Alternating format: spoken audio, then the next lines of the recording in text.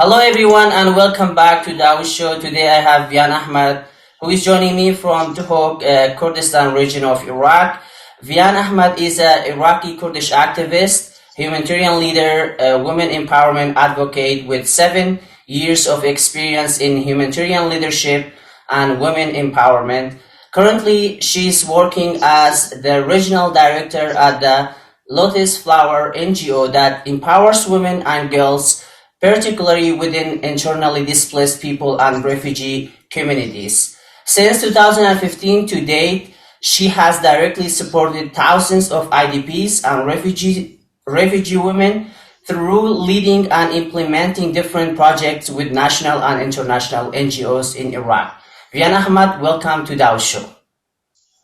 Yeah, thank you very much, Dawood. Thank you very much for having me today. I'm very glad to be with you in this show, and I hope we will have some fruitful discussions around Yazidis, the situation of IDPs, and also my work with these communities. Thank you.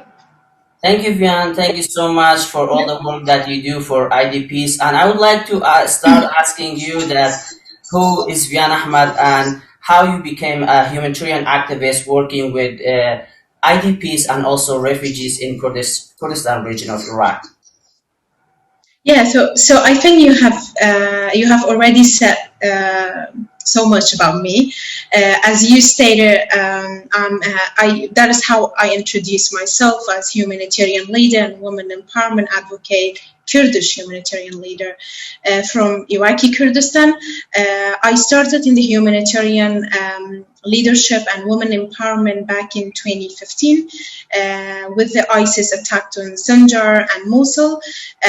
Since that time to date, I have been leading and managing different humanitarian team members to respond to different crises in the region, starting from 2014 ISIS attack to the late outbreaks of COVID-19. My work was mainly with the refugee and IDP community, as you stated, and also in programs that were aiming at supporting or empowering women and girls. So the first time I became a humanitarian activist was that time when I worked with one of the local organizations back in 2015 to manage a community center in one of the biggest IDP camps in Kurdistan region to provide social, psychosocial, and legal services for women and girls within the Yazidi community.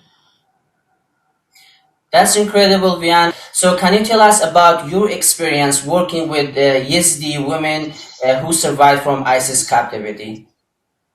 Yeah, sure. So as I just mentioned that my experience with the Yazidi community in general, especially women, started in March 2015 when I was working with one of the local organizations called Harikar in one of the biggest IDP camps that was just opened for the Yazidi community. The camp is Qadia camp or Rwanga camp.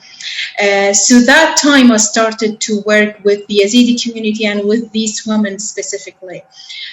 So that was the time in 2015 when we were witnessing many women, for the first time, many women being able to rescue from ISIS. And we were having a community center or women empowerment center in that camp. That was, I would say, one of the first and one of the only spaces for women to come to be provided with social, psychosocial, and legal support.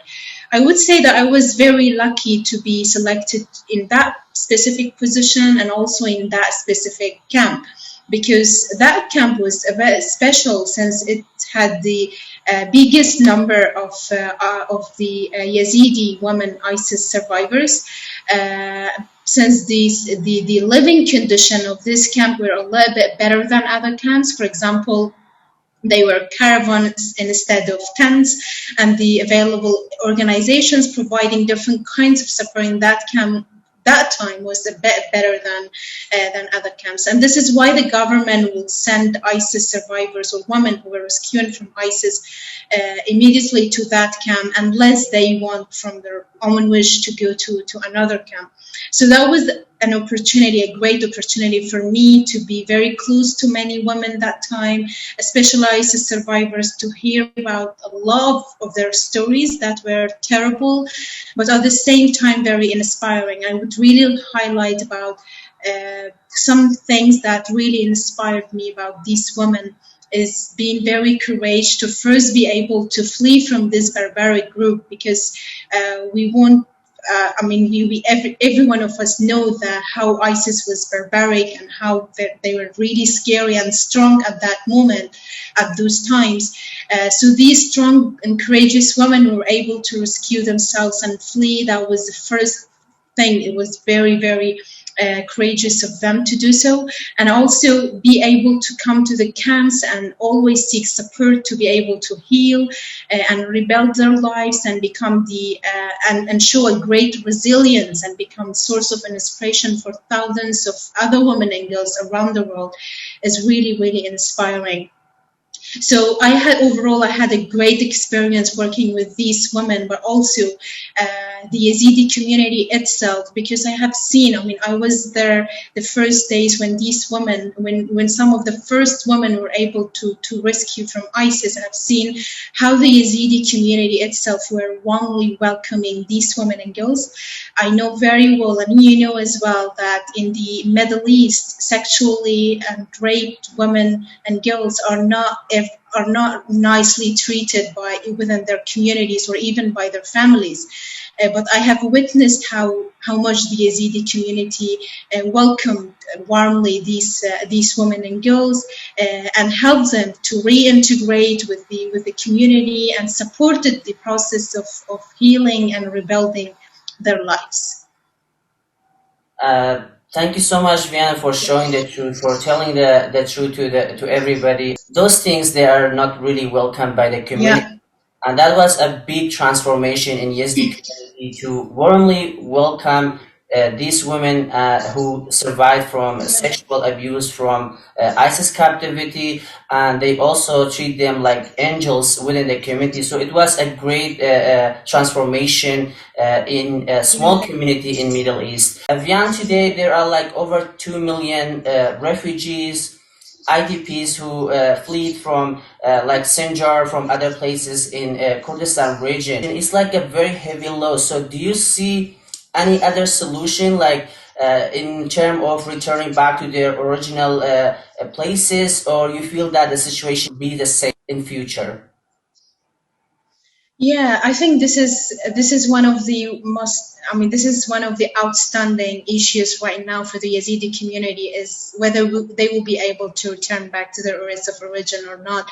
And I feel that this community should be able to go one day, but I would very precisely, Dawood, answer this, that it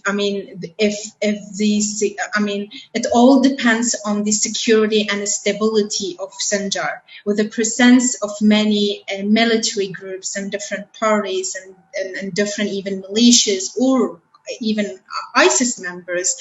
I think it's unlikely possible for the majority of these vulnerable people to return back to their areas of origin, because these people might be at any time the only victims of future conflict that might happen at any time. So it's very essential that every service providers, the international community, and even governments should work should take tangible actions that can help this community to return back to their areas of origin. But I still see that the first priority is the security and safety in Sinjar. If there is a security, if there is a safety in Sinjar, then normally the majority of these people will be back, because eventually that is their home, that is their area of origin where they always wish to be back. If there is stability and security in Sinjar, then people will go back, yes, and then they will not only wait for the organizations and service providers and even government to help them to reconstruct their houses and buildings, but they would do it themselves, and they will help the government and help service providers to do so, unless there is a safe and as I said, safety and security restored back to Sanjar and areas around. Indeed, there's like a lot of conflict. There's like political conflict. There's like national and international conflict in that area, which preventing the Yazidis, the survivor of the genocide, to return back to their homeland after 7 years of being displaced in their own country. Vian, you are the regional director of Lotus Flower NGOs. Can you tell us what's the goal behind starting such NGO to empower women? Yeah, of course. So Lotus Flower is a woman-led organization that was established in 2016 by my dear friend Taban Shoresh. So born out of Taban's personal experience as a Saddam Hussein's genocide survivor, and also as a response to the humanitarian crisis in 2014 in Iraq when ISIS attacked different Iraqi territories, Lotus Flower was founded. So the aim has always been supporting vulnerable women and girls to be vulnerable women and girls so they are safe, have access to education, and are given the tools to be financially independent and empowered. So our programs are aligned to sustainable development goals, including livelihood, education, mental health support, peace building, human rights. So under each of these pillars, we have different programs that we have successfully implemented. And since 2016, we were able to start to directly impact on 30,000 individuals, mainly women and girls. For example, examples of Lotus Flower programs under livelihood pillar, we have women business incubation. So women business incubation is a livelihood intervention, but also provides GBV response activities for women and girls and their communities. We involve women and girls into business management trainings for a period of time, and then by the end of the training, we provide them with business grants so they are able to set up their own businesses, and also provide them with the business mentorship to ensure success of this program. We have Lotus Flower Cafe. So these businesses are different. It includes any ideas that women came up with, and also we also support them after doing an assessment in the location to see what the market needs and what idea will be good for these women to open for their own businesses. Apart from this, we also have Lotus Flower Cafe, we have Lotus Flower Bakery in Rwanga, Camp Qadia, and we also have Lotus Flower Restaurant in Asian Camp, and we are planning for more similar programs like this for women after witnessing the success of others and seeing how much it has positively impacted on the lives of these women and their families. We have human rights activities under human rights pillar, which includes the awareness raising campaign, awareness raising sessions and seminars with the people, either IDP, refugee, or even host community, tackling different issues, like, for example, to provide them with capacity building and conflict resolution training, so they are able to lead some community-led initiatives.